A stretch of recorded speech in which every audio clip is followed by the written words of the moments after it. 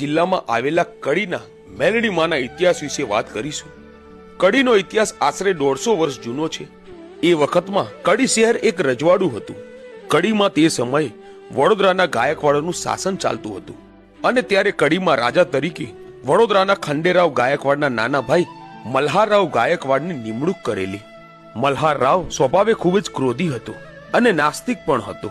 આખો દિવસ જાહો જલાલી અને મોજ શોખમાં સમય પસાર કરતો। તેને શિકાર કરવાનો શોખ હતો। એક દિવસ આ મલ્હારરાવ પોતાના સિપાહીઓને લઈ વગડામાં શિકાર કરવા નીકળ્યો।